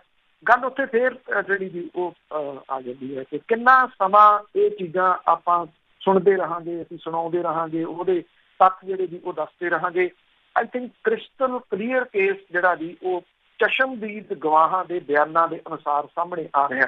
ਜੇ ਇਹਦੇ ਵੀ ਕਿਸੇ ਨੂੰ ਨਹੀਂ ਦੱਸਦਾ ਤਾਂ ਫਿਰ ਉਹ ਅੰਨ੍ਹੇਪਣ ਦਾ ਸ਼ਿਕਾਰ ਜਿਹੜਾ ਜੀ ਉਹ ਹੋ ਸਕਦਾ। ਪਰ ਕਿਉਂਕਿ ਮਾਮਲਾ ਜਿੱਥੇ ਮੈਂ ਗੱਲ ਸ਼ੁਰੂ ਕੀਤੀ ਸਿਆਸਤ ਦੇ ਨਾਲ ਜੁੜਿਆ ਹੋਇਆ, ਬਿਲਕੁਲ ਸਾਰਾ ਕੁਛ ਹੀ ਸਿਆਸਤ ਦੇ ਨਾਲ ਜੁੜਿਆ ਹੋਇਆ, ਕਿਸੇ ਨੂੰ ਕੋਈ ਵੀ ਇੱਥੇ ਮੇਰੇ ਖਿਆਲ 'ਚ ਇਨਸਾਫ ਨਹੀਂ ਮਿਲਣਾ। ਅੱਗੇ ਗੱਲ ਕਰਦੇ ਹੈਗੇ ਆ ਲੁਧਿਆਣੇ ਦੇ ਨਜ਼ਦੀਕ ਸਨਅਤ ਦੇ ਨਾਂ ਦੇ ਉੱਤੇ ਇੱਕ ਪਿੰਡ ਉਜਾੜਨ ਦੀ ਗੱਲ ਚੱਲ ਰਹੀ ਹੈ। ਦੇਖੋ ਜੋ ਕੁਛ ਵੀ ਚਾਹੇ ਸੈਂਟਰ ਦੀ ਸਰਕਾਰ ਹੈ, ਚਾਹੇ ਸੂਬੇ ਦੀ ਜਾਂ ਸੂਬਿਆਂ ਦੀਆਂ ਸਰਕਾਰਾਂ ਨੇ, ਉਹ COVID-19 ਆੜ ਦੇ ਵਿੱਚ ਉਹ ਕੁਛ ਕਰ ਰਹੇ ਆ ਜਿਹਦਾ ਅੰਦਾਜ਼ਾ ਲਾਉਣਾ ਹੀ ਬੜਾ ਔਖਾ ਜੀ। ਇੱਕ ਪਾਸੇ ਪੰਜਾਬ ਦੇ ਵਿੱਚ ਤੁਸੀਂ ਦੇਖੋ ਕਿ ਹਰ ਤਰ੍ਹਾਂ ਦੀ ਐਜੂਕੇਸ਼ਨ ਜਿਹੜੀ ਆ ਉਹਦੇ ਉੱਤੇ ਪਾਬੰਦੀ ਲਾ ਦਿੱਤੀ ਹੈ ਜੀ, ਤੁਸੀਂ ਕੋਈ ਐਜੂਕੇਸ਼ਨ ਨਹੀਂ ਕਰਨੀ, ਕੋਈ ਬੰਦਾ ਐਜੂਕੇਸ਼ਨ ਨਹੀਂ ਕਰ ਸਕਦਾ ਜੀ। ਹਾਂ, ਐਜੂਕੇਸ਼ਨ ਦੇ ਉੱਤੇ ਪਾਬੰਦੀ ਨਹੀਂ ਜਿਹੜੀ ਵੀ ਉਹ ਲਾਈ ਜਾ ਸਕਦੀ। ਹੁਣ ਜਿਹੜੇ ਪੀੜਤ ਲੋਕ ਨੇ, ਮੰਨ ਲਓ ਕਿਸਾਨ ਨੇ, ਕਿਸਾਨਾਂ ਨੇ 20 ਤਰੀਕ ਜਿਹੜੀ ਉਦੋਂ ਟਰੈਕਟਰ ਜਿਹੜਾ ਸੜਕ ਦੇ ਉੱਤੇ ਲਿਆਉਣੇ ਆ। ਮੁੱਖ ਮੰਤਰੀ ਬਾਰ-ਬਾਰ ਅਪੀਲਾਂ ਜਿਹੜੀਆਂ ਇਹ ਕਰੀ ਜਾਂਦੇ ਕਿ ਐਜੂਕੇਸ਼ਨ ਆਪਣੀ ਜਿਹੜੀ ਪੋਸਟਪੋਨ ਕਰ ਦਿਓ। ਹੁਣ ਇਹ ਲੋਕ ਜਿਨ੍ਹਾਂ ਦੇ ਨਾਲ ਧੱਕਾ ਹੋ ਰਿਹਾ ਉਹ ਕਿੱਧਰ ਨੂੰ ਜਾਣਗੇ ਜੀ? ਐਜੂਕੇਸ਼ਨ ਕੋਈ ਕਰ ਨਹੀਂ ਸਕਦਾ। ਸਰਕਾਰ ਜਿਹੜੀ ਅਜੀ ਬੇਤੇਰੇ ਦੀ ਲਿਆ ਕੇ ਫੈਸਲੇ ਦੇ ਉੱਤੇ ਫੈਸਲਾ ਠੋਸੀ ਜਾ ਰਹੀ ਹੈ, ਜਿਹੜਾ ਉਹਨੂੰ ਪਤਾ ਕਿ ਜੇ ਉਹਦਾ ਰੈਗੂਲਰ ਸਮੇਂ ਦੇ ਉੱਤੇ ਕੀਤੇ ਤੇ ਇਹਨਾਂ ਦਾ ਵਿਰੋਧ ਬੜਾ ਹੋਣਾ। ਚਾਹੇ ਮੱਤੇਵਾੜਾ ਦਾ ਜੰਗਲ ਆ ਉਹ ਉਜਾੜਿਆ ਜਾ ਰਿਹਾ ਜੀ, ਉਹਦੇ ਉੱਤੇ ਕੁਛ ਵੀ ਇਹ ਜਿਹੜੀਆਂ ਦਲੀਲਾਂ ਦੇਈ ਜਾਵੇ ਸਰਕਾਰ, ਝੂਠ ਬੋਲਦੇ ਨੇ ਜੀ। ਇਹ ਉਸ ਜੰਗਲ ਨੂੰ ਨਿਗਲ ਜਾਣਗੇ ਇਹ ਲੋਕ ਜਿਹੜੇ ਨੇ ਜੀ, ਜਿਹੜਾ ਲੈ ਦੇ ਕੇ ਕਿਤੇ ਥੋੜਾ ਬਹੁਤਾ ਹੁਣ ਪੰਜਾਬ ਬਚਦਾ। ਪਹਿਲਾਂ ਜਿਹੜੇ ਹਾਈਵੇਜ਼ ਨੇ ਉਹਨਾਂ ਦੇ ਨਾਂ ਦੇ ਹੇਠ ਸਭ ਰੁੱਖ ਇਹ ਵੱਢ ਕੇ ਜਿਹੜਾ ਜੀ ਉਹ ਲੈ ਗਏ। ਚਾਹੇ ਬਠਿੰਡੇ ਤੋਂ ਜ਼ੀਰਕਪੁਰ ਤੱਕ ਤੁਸੀਂ ਹਾਈਵੇ ਦੇਖ ਲਓ, ਬਠਿੰਡੇ ਤੋਂ ਅੰਮ੍ਰਿਤਸਰ ਤੱਕ ਹਾਈਵੇ ਤੁਸੀਂ ਦੇਖ ਲਓ, ਕੋਈ ਨਵੇਂ ਰੁੱਖ ਉਹ ਕਿਸੇ ਨੇ ਨਹੀਂ ਉਹਦੇ ਉੱਤੇ ਲਾਏ। ਵਿਚਾਲੇ ਬੂਟੀ ਲਾਈ ਹੈ, ਉਹ ਬੂਟੀ ਦੀ ਜਿਹੜੀ ਫੁੱਲ ਦਿੰਦੀ ਹੈ ਜੀ, ਕਿੱਥੇ ਰੁੱਖ ਤੇ ਕਿੱਥੇ ਉਹ ਜਿਹੜੀ ਬੂਟੀ, ਉਹਦਾ ਕੋਈ ਮੁਕਾਬਲਾ ਨਹੀਂ। ਇਹ ਹੁਣ ਇਸੇ ਤਰੀਕੇ ਦਾ ਇੱਕ ਫੈਸਲਾ ਜਿਹੜਾ ਜੀ ਉਹ ਸ਼ਹਿਰ ਤੋਂ 20 ਕਿਲੋਮੀਟਰ ਬਾਹਰ ਸੇਖੋਏ ਵਾਲ ਜਿਹੜਾ ਜੀ ਪਿੰਡ ਆ, ਸੇਖੋਵਾਲ, ਸਨਅਤ ਦੇ ਵਿਕਾਸ ਦੇ ਨਾਂ ਦੇ ਉੱਤੇ ਇਸ ਪਿੰਡ ਦੀ ਬਲੀ ਜਿਹੜੀ ਜੀ ਉਹ ਦਿੱਤੀ ਜਾ ਰਹੀ ਹੈ। ਸਰਕਾਰ ਨੇ ਮਤਾ ਪਾਸ ਕੀਤਾ ਕਿ ਪੰਚਾਇਤੀ 407 ਖੇਤੀ ਵਾਲੀ ਜਿਹੜੀ ਜ਼ਮੀਨ ਆ ਉਹ ਸਰਕਾਰ ਨੇ ਅਕਵਾਇਰ ਕਰ ਲਈ ਹੈ, ਜਿਹਦੇ ਤੋਂ ਬਾਅਦ ਪਿੰਡ ਵਾਸੀਆਂ ਦੇ ਹੋਸ਼ ਉੱਡ ਗਏ ਜੀ। ਪੂਰੇ ਦਾ ਪੂਰਾ ਪਿੰਡ ਇਹਦੇ ਵਿੱਚ ਆ ਗਿਆ। ਇਹ ਸਾਰੀ ਜ਼ਮੀਨ ਦੇ ਉੱਤੇ ਪਿੰਡ ਦੇ 80 ਪਰਿਵਾਰ ਜਿਹੜੇ ਆ ਉਹ ਖੇਤੀ ਕਰਕੇ ਆਪਣਾ ਗੁਜ਼ਾਰਾ ਕਰਦੇ ਆ। ਸਾਰੇ ਪਰਿਵਾਰਾਂ ਦੇ ਕੋਲੇ 5.5 ਏਕੜ ਜ਼ਮੀਨ ਹੈ। ਇਸ ਜ਼ਮੀਨ ਤੋਂ ਇਲਾਵਾ ਪਿੰਡ ਦੇ ਵਿੱਚ 1 ਏਕੜ ਵੀ ਜ਼ਮੀਨ ਨਹੀਂ ਬਚਦੀ ਤੇ ਪੂਰਾ ਪਿੰਡ ਦੇ ਵਿੱਚ ਕਿਸੇ ਦੇ ਕੋਲੇ ਜਿਹੜੀ ਜੀ ਉਹ ਆਪਣੀ ਜਿਹੜੀ ਨਾਂ ਹੈਗੀ ਹੈ ਜੀ। ਸਾਰੇ ਪਰਿਵਾਰ ਇਸ ਪੰਚਾਇਤੀ ਜ਼ਮੀਨ ਨੂੰ ਠੇਕੇ ਤੇ ਲੈ ਕੇ ਖੇਤੀ ਕਰ ਰਹੇ ਆ। ਔਰ ਇਹ ਜ਼ਮੀਨ ਪਿੰਡ ਵਾਸੀਆਂ ਨੇ 36 ਸਾਲ ਸੁਪਰੀਮ ਕੋਰਟ ਦੇ ਵਿੱਚ ਕੇਸ ਲੜਨ ਤੋਂ ਬਾਅਦ ਹਾਸਲ ਕੀਤੀ ਸੀ। 5 ਸਾਲ ਪਹਿਲਾਂ ਇਹਦਾ ਕਬਜ਼ਾ ਮਿਲਿਆ ਸੀਗਾ। ਹੁਣ ਸਰਕਾਰ ਨੇ ਨਵਾਂ ਐਲਾਨ ਕਰਕੇ ਸਾਰੇ ਪਿੰਡ ਵਾਸੀਆਂ ਨੂੰ ਸੜਕ ਦੇ ਉੱਤੇ ਜਿਹੜਾ ਜੀ ਉਹ ਲੈ ਆਏ ਆ। ਜਿਹੜਾ ਪਿੰਡ ਦਾ ਸਰਪੰਚ ਨੇ ਉਹ ਇਹ ਕਹਿੰਦੇ ਆ ਕਿ ਪ੍ਰਸ਼ਾਸਨ ਨੇ ਉਹਨਾਂ ਦੇ ਨਾਲ ਧੋਖਾ ਕੀਤਾ। ਉਹਨਾਂ ਨੂੰ 1.5 ਮਹੀਨਾ ਪਹਿਲਾਂ ਡਿਪਟੀ ਕਮਿਸ਼ਨਰ ਦਫ਼ਤਰ ਬੁਲਾਇਆ ਗਿਆ ਸੀ, ਜਿੱਥੇ ਉਹਨਾਂ ਨੂੰ DDPO ਦੇ ਜਿਹੜੇ ਅਧਿਕਾਰੀ ਸੀ ਉਹਨਾਂ ਨੇ ਪਿੰਡ ਦੀ 200 ਏਕੜ ਜ਼ਮੀਨ ਚਾਹੀਦੀ ਹੈ ਇਹਦੇ ਬਾਰੇ ਦੱਸਿਆ ਕਿ ਇਹ ਕਿਹਾ ਇੱਥੇ ਪਾਰਕ ਬਣਨਾ, ਔਰ ਇਹ ਵੀ ਕਿਹਾ ਕਿ ਉਹਨਾਂ ਕੋਲੋਂ ਮਤੇ ਦੇ ਉੱਤੇ ਸਾਈਨ ਜਿਹੜੇ ਕਰਵਾ ਲਏ ਜਿਹੜੇ ਪ੍ਰਸ਼ਾਸਨ ਨੇ ਆਪ ਹੀ ਤਿਆਰ ਕੀਤਾ ਸੀਗਾ। ਔਰ ਹੁਣ ਪਿਛਲੇ ਦਿਨ ਹੀ ਪਤਾ ਇਹ ਲੱਗਿਆ ਕਿ ਸਰਕਾਰ ਨੇ ਤਾਂ ਸਾਰਾ ਪਿੰਡ ਹੀ ਜਿਹੜਾ ਬੇਜ਼ਮੀਨਾ ਕਰ ਦਿੱਤਾ, ਕਿਉਂਕਿ ਪੂਰਾ ਪਿੰਡ ਇਹਦੇ ਇਸੇ ਜ਼ਮੀਨ ਦੇ ਸਿਰ ਦੇ ਉੱਤੇ ਜਿਹੜਾ ਜੀ ਗੁਜ਼ਾਰਾ ਕਰ ਰਿਹਾ। ਇਹ ਜ਼ਮੀਨ ਵਾਸਤੇ 36 ਸਾਲ ਤੱਕ ਇਹਨਾਂ ਨੇ ਸੁਪਰੀਮ ਕੋਰਟ ਤੱਕ ਲੜਾਈ ਜਿਹੜੀ ਜੀ ਉਹ ਲੜੀ। ਜਿਹੜਾ ਬੰਦਾ 36 ਸਾਲ ਤੱਕ ਲੜਾਈ ਲੜਦਾ ਰਿਹਾ, ਸਾਬਕਾ ਸਰਪੰਚ ਹੈ, ਉਹ ਪਿੰਡ ਦੇ ਵਿੱਚ 1962 ਤੋਂ ਰਹਿ ਰਿਹਾ, ਔਰ ਉਹਦੀ ਤੀਜੀ ਪੀੜ੍ਹੀ ਇਸ ਜ਼ਮੀਨ ਦੇ ਉੱਤੇ ਖੇਤੀ ਕਰਕੇ ਗੁਜ਼ਾਰਾ ਜਿਹੜੀ ਉਹ ਕਰ ਰਹੀ ਹੈ। ਤੇ 650 ਦੀ ਆਬਾਦੀ ਵਾਲੇ ਇਸ ਪਿੰਡ ਦੇ ਸਾਰੇ ਪਰਿਵਾਰ ਦਲਿਤ ਪਰਿਵਾਰ ਨੇ, ਔਰ 3.5 ਦਹਾਕੇ ਕੇਸ ਲਾਉਣ ਤੋਂ ਬਾਅਦ ਪਿੰਡ ਦੇ ਵਿੱਚ ਥੋੜੀ ਖੁਸ਼ਹਾਲੀ ਆਈ। ਇਹਨਾਂ ਨੇ ਇਹ ਹਾਲ ਚਲੋ ਸੁਪਰੀਮ ਕੋਰਟ ਨੇ ਉਹਨਾਂ ਦੀ ਜਿਹੜੀ ਉਹ ਸੁਣ ਲਈ ਤੇ ਇਹ ਰੋਟੀ ਖਾਂਦੇ ਜਿਹੜਾ ਜੀ ਉਹ ਰਹਿ ਜਾਣਗੇ। ਪਰ ਹੁਣ ਜਿਹੜਾ ਜੀ ਇਹਦੇ ਇਸ ਮਾਮਲੇ ਦੇ ਵਿੱਚ ਨਵਾਂ ਫਰਮਾਨ ਜਿਹੜਾ ਜੀ ਉਹ ਆ ਗਿਆ, ਔਰ ਸੇਖੋਵਾਲ ਵਾਸੀ ਜਿਹੜੇ ਨੇ ਜੀ ਉਹ ਇਹ ਕਹਿੰਦੇ ਕਿ ਅਸੀਂ ਇਸ ਮਾਮਲੇ 'ਤੇ ਸੰਘਰਸ਼ ਕਰਾਂਗੇ, ਪਰ ਸੰਘਰਸ਼ ਕਰਨ ਦੇ ਉੱਤੇ ਪਾਬੰਦੀ ਜਿਹੜੀ ਜੀ ਉਹ ਲੱਗੀ ਹੋਈ ਹੈ। ਹੁਣ ਮੁੱਖ ਮੰਤਰੀ ਸਾਹਿਬ ਕਹਿੰਦੇ ਵੀ ਜੇ ਤੁਸੀਂ ਸੰਘਰਸ਼ ਕਰਨਾ ਬਈ ਕਿਸੇ ਨੇ ਉਹ ਸੋਸ਼ਲ ਮੀਡੀਆ ਤੇ ਕਰ ਲਓ। ਇਹ ਹੁਣ ਵਿਚਾਰੇ ਜਿਹੜੇ ਇਹਨਾਂ ਨੂੰ ਕੀ ਪਤਾ ਕਿ ਸੋਸ਼ਲ ਮੀਡੀਆ ਜਿਹੜਾ ਜੀ ਉਹ ਕੀ ਹੁੰਦਾ ਤੇ ਉਹਦੇ ਉੱਤੇ ਸੋਸ਼ਲ ਮੀਡੀਆ ਦੇ ਉੱਤੇ ਸੰਘਰਸ਼ ਕਿਵੇਂ ਕੀਤਾ ਜਾ ਸਕਦਾ। ਹਾਂ, ਇਸ ਪੱਖੋਂ ਠੀਕ ਹੈ ਜੇ ਸੋਸ਼ਲ ਮੀਡੀਆ ਦੇ ਰਾਹੀਂ ਨਹੀਂ ਜਾ ਸਕਦੀ ਹੈ ਤੇ ਮੁੱਖ ਮੰਤਰੀ ਸਾਹਿਬ ਸੋਚਦੇ ਵੀ ਸੰਘਰਸ਼ ਵੀ ਸ਼ਾਇਦ ਸੋਸ਼ਲ ਮੀਡੀਆ ਦੇ ਉੱਤੇ ਹੀ ਹੋ ਸਕਦਾ। ਬਿਲਕੁਲ, ਅਗਲੀ ਇਲੈਕਸ਼ਨ ਵੀ ਉੱਤੇ ਹੀ ਲੜ ਲੈਣ, ਉੱਥੇ ਮੁੱਖ ਮੰਤਰੀ ਬਣ ਲੈਣ। ਤੇ ਅੱਗੇ ਗੱਲ ਕਰਦੇ ਹਾਂ, ਸਕੂਲਾਂ ਦੀਆਂ ਫੀਸਾਂ ਦੇ ਮਾਮਲੇ ਦੇ ਵਿੱਚ ਸੁਣਵਾਈ ਚੱਲ ਰਹੀ ਸੀ। ਦੇਖੋ, ਇਹ ਪਹਿਲਾਂ ਜਿਹੜਾ ਹਾਈ ਕੋਰਟ ਦੇ ਜਸਟਿਸ ਨਿਰਮਲਜੀਤ ਕੌਰ ਨੇ ਜਿਹੜਾ ਫੈਸਲਾ ਦਿੱਤਾ ਸੀਗਾ ਉਹ ਬੜਾ ਅਜੀਬੋ ਗਰੀਬ ਇੱਕ ਪਾਸੜ ਫੈਸਲਾ ਸੀਗਾ। ਉਹਨਾਂ ਨੇ ਮਾਪਿਆਂ ਦੀ ਸੁਣੀ ਹੋਈ ਨਹੀਂ। ਉਹਦੇ ਵਿੱਚ ਜਿਹੜਾ ਜੀ ਇਹ ਕਹਿ ਦਿੱਤਾ ਕਿ ਦਿਓ ਫੀਸ ਸਾਰੇ ਮਾਪੇ, ਬੱਸਾਂ ਦਾ ਕਿਰਾਇਆ ਵੀ ਦਿਓ, ਜਿਹੜੀਆਂ 3 ਮਹੀਨੇ ਹੋ ਗਈਆਂ ਚੱਲੀਆਂ ਨਹੀਂ ਉਹ ਵੀ ਮਾਪਿਆਂ ਨੂੰ ਜਿਹੜਾ ਜੀ ਉਹ ਦੇਣ ਦੇ ਹੁਕਮ ਜਿਹੜੇ ਜੀ ਉਹ ਦੇ ਦਿੱਤੇ ਸੀਗੇ। ਬੜਾ ਕੁਛ ਇਸ ਫੈਸਲੇ ਦੇ ਬਾਰੇ ਦੇ ਵਿੱਚ ਜਿਹੜਾ ਜੀ ਉਹ ਚੱਲਦਾ ਰਿਹਾ। ਹੁਣ ਇਹ ਡਬਲ ਬੈਂਚ ਦੇ ਕੋਲੇ ਜਿਹੜਾ ਜੀ ਉਹ ਮਾਮਲਾ ਗਿਆ ਹਾਈ ਕੋਰਟ ਤੇ। ਪ੍ਰਾਈਵੇਟ ਸਕੂਲਾਂ ਤੇ ਮਾਪਿਆਂ ਦੇ ਵਿਚਾਲੇ ਜਿਹੜਾ ਜੀ ਇਹਦੇ ਹਾਈ ਕੋਰਟ ਦੇ ਵਿੱਚ ਸੁਣਵਾਈ ਹੋਈ। ਇਹਦੇ ਦੌਰਾਨ ਸਕੂਲਾਂ ਦੀ ਜਿਹੜੀ ਤੁਲਨਾ ਸੀ ਉਹ ਸ਼ਾਰਕ ਮੱਛੀ ਦੇ ਨਾਲ ਕੀਤੀ ਗਈ, ਔਰ ਸਕੂਲਾਂ ਦੀਆਂ ਫੀਸਾਂ ਦੇ ਡਿਟੇਲ ਜਿਹੜੀ ਜੀ ਉਹ ਮੰਗੀ। ਡਬਲ ਬੈਂਚ ਦੇ ਜਸਟਿਸ ਨੇ ਇਸ ਮਾਮਲੇ ਦੇ ਉੱਤੇ ਸੁਣਵਾਈ ਕਰਨ ਤੋਂ ਇਹ ਕਹਿੰਦਿਆਂ ਨਾ ਕਰਤੀ ਕਿ ਉਹ ਕਿਸੇ ਵੇਲੇ ਪ੍ਰਾਈਵੇਟ ਸਕੂਲਾਂ ਦੇ ਵਕੀਲ ਰਹੇ ਆ, ਜਿਹਦੇ ਕਰਕੇ ਇਹ ਸੁਣਵਾਈ ਹੁਣ 17 ਜੁਲਾਈ ਨੂੰ ਜਿਹੜਾ ਜੀ ਭੜਕੇ ਹੋਊਗੀ। ਚੀਫ ਜਸਟਿਸ ਨੂੰ ਜਿਹੜੇ ਇਹ ਜਸਟਿਸ ਅਗਨੀਹੋਤਰੀ ਨੇ ਉਹਨਾਂ ਨੇ ਇਸ ਮਾਮਲੇ ਦੇ ਉੱਤੇ ਨਵਾਂ ਬੈਂਚ ਜਿਹੜਾ ਜੀ ਉਹ ਸਥਾਪਿਤ ਕਰਨ ਦੀ ਅਪੀਲ ਕੀਤੀ ਹੈ। ਜਸਟਿਸ ਅਗਨੀਹੋਤਰੀ ਇਸ ਕਰਕੇ ਲਾਂਭੇ ਹੋ ਗਏ ਵੀ ਉਹ ਜਦੋਂ ਵਕੀਲ ਹੁੰਦੇ ਸੀ ਉਹ ਪ੍ਰਾਈਵੇਟ ਸਕੂਲਾਂ ਦਾ ਕੇਸ ਉਹਨਾਂ ਨੇ ਲੜਿਆ ਸੀ ਵੀ ਕੱਲ੍ਹ ਨੂੰ ਇਹਦੇ ਉੱਤੇ ਕੰਟਰੋਵਰਸੀ ਦੀ ਉਹ ਛਿੜ ਜਾਊਗੀ। ਡਬਲ ਬੈਂਚ ਤੇ ਜਿਹੜੇ ਜਸਟਿਸ ਨੇ ਜੀ ਉਹਨਾਂ ਨੇ ਇਹ ਜਿਹੜੀ ਸੁਣਵਾਈ ਸੀ ਸ਼ੁਰੂ ਕੀਤੀ। ਇਹ ਕਹਿ ਕੇ ਸਕੂਲਾਂ ਦੀ ਆਮਦਨ ਵੱਡੀ ਆ, ਇਹ ਕਰਫਿਊ ਦੇ ਦੌਰਾਨ, ਲੋਕਡਾਊਨ ਦੇ ਦੌਰਾਨ ਗਰੀਬ ਵਿਦਿਆਰਥੀ ਤੇ ਮਾਪੇ ਫੀਸਾਂ ਦੇਣ ਤੋਂ ਅਸਮਰੱਥ ਨੇ, ਜਿਹਦੇ ਵਿੱਚ ਜਿਹੜੇ ਜੀ ਜਸਟਿਸ ਜਸਵੰਤ ਸਿੰਘ ਨੇ ਕਿਹਾ ਕਿ ਜਿਹੜੇ ਪ੍ਰਾਈਵੇਟ ਸਕੂਲ ਨੇ ਉਹ ਸ਼ਾਰਕ ਮੱਛੀਆਂ ਨਾ ਬਣਨ, ਭਾਵ ਕਿ ਛੋਟੀਆਂ ਮੱਛੀਆਂ ਨੂੰ ਨਾ ਖਾਣ। ਅਦਾਲਤ ਨੇ ਕਿਹਾ ਕਿ ਅਗਲੀ ਸੁਣਵਾਈ ਤੱਕ CBSE ਬਾਈਲਾਜ਼ ਤੇ ਬਾਕੀ ਡਿਟੇਲ ਜਿਹੜੀ ਉਹਦੇ ਅਨੁਸਾਰ ਟਿਊਸ਼ਨ ਫੀਸ ਦੇ ਡਿਟੇਲ ਜਿਹੜੀ ਉਹ ਦਿੱਤੀ ਜਾਵੇ। ਅਦਾਲਤ ਨੇ ਪੰਜਾਬ ਦੇ ਐਡਵੋਕੇਟ ਜਨਰਲ ਨੂੰ ਸਵਾਲ ਕੀਤਾ ਕਿ ਉਹਨੇ ਇਸ ਮਾਮਲੇ ਦੇ ਵਿੱਚ CBSE ਨੂੰ ਪਾਰਟੀ ਕਿਉਂ ਨਹੀਂ ਬਣਾਇਆ। ਹੁਣ ਜਿਹੜੇ ਐਡਵੋਕੇਟ ਜਨਰਲ ਨੇ ਪੰਜਾਬ ਦੇ, ਉਹਨਾਂ ਨੂੰ ਤਾਂ ਪੰਜਾਬ ਸਰਕਾਰ ਨੇ ਕੇਸ ਹਾਰਨ ਦੇ ਵਾਸਤੇ ਰੱਖਿਆ ਆ।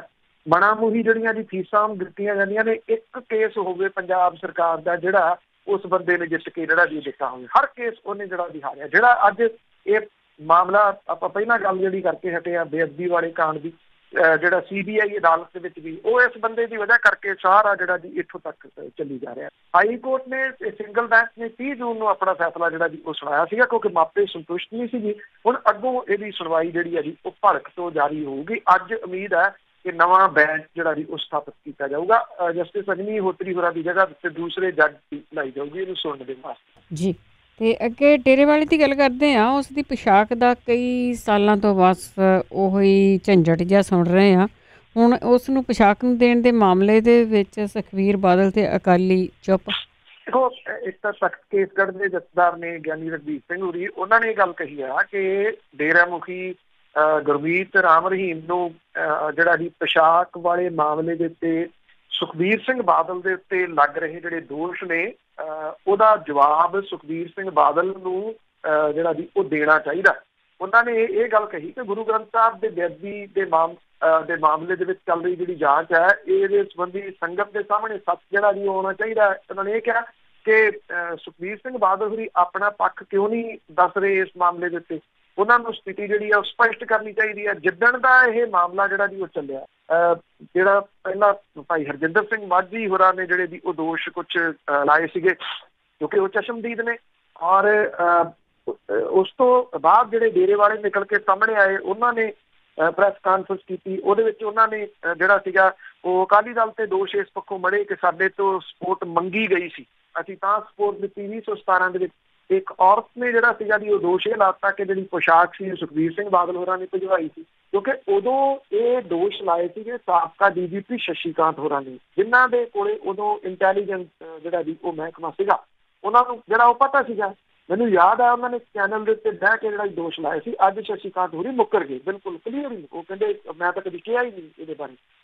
ਉਧਰ ਜਿਹੜੇ ਸੁਖਦੇਵ ਸਿੰਘ ਢੀਂਡਸਾ ਨੇ ਉਹ ਵੀ ਉਹਨਾਂ ਨੇ ਵੀ ਜਿਹੜੀ ਇਹ ਗੱਲ ਕਹੀ ਕਿ ਸੁਖਬੀਰ ਸਿੰਘ ਬਾਦਲ ਹੋਰਾਂ ਦਾ ਨਿੱਜੀ ਫੈਸਲਾ ਹੋ ਸਕਦਾ ਪੋਸ਼ਾਕ ਦੇਣ ਦਾ, ਇਹ ਅਕਾਲੀ ਦਲ ਦਾ ਫੈਸਲਾ ਨਹੀਂ ਕਦੀ ਵੀ ਜਿਹੜਾ ਜੀ ਉਹ ਹੋਊਗਾ। ਉਹ ਕਹਿੰਦੇ ਉਹ ਕਿਉਂਕਿ ਉਦੋਂ ਨਾਲ ਸੀ, ਕਹਿੰਦੇ ਇੱਦਾਂ ਦੀ ਗੱਲ ਕੋਈ ਅਕਾਲੀ ਦਲ ਦੇ ਵਿੱਚ ਤਾਂ ਆਈ ਨਹੀਂ ਸੀ। ਇਹ ਸੁਖਬੀਰ ਸਿੰਘ ਬਾਦਲ ਹੋਰਾਂ ਨੇ ਪਰਸਨਲੀ ਉਹਨੂੰ ਭੇਜੀ ਜਿਹੜੀ ਵੀ ਹੋ ਸਕਦੀ ਹੈ। ਹੁਣ ਇਸ ਮਾਮਲੇ ਦੇ ਵਿੱਚ ਜਿਹੜਾ ਅਕਾਲੀ ਦਲ ਹੈ ਉਹਦੇ ਕੋਲ ਜਵਾਬ ਕੋਈ ਨਹੀਂ। ਜਵਾਬ ਕਿਉਂ ਨਹੀਂ ਦੇ ਰਿਹਾ, ਇਹ ਬੜਾ ਵੱਡਾ ਸਵਾਲ ਹੈ ਜੀ। ਨਾ ਸੁਖਬੀਰ ਸਿੰਘ ਬਾਦਲ ਹੋਰੀ ਸਾਹਮਣੇ ਆ ਰਹੇ ਪਿਛਲੇ ਦਿਨਾਂ ਤੋਂ, ਨਾ ਹਰਸਿਮਰਤ ਕੌਰ ਬਾਦਲ ਸਾਹਮਣੇ ਆ ਰਹੇ ਨੇ, ਨਾ ਵਿਕਰਮ ਸਿੰਘ ਮਜੀਠੀਆ ਹੋਰੀ ਜਿਹੜਾ ਜੀ ਉਹ ਸਾਹਮਣੇ ਆ ਕੇ ਕੋਈ ਜਵਾਬ ਇਸ ਸੰਬੰਧੀ ਜਿਹੜਾ ਉਹ ਦੇ ਰਹੇ ਆ।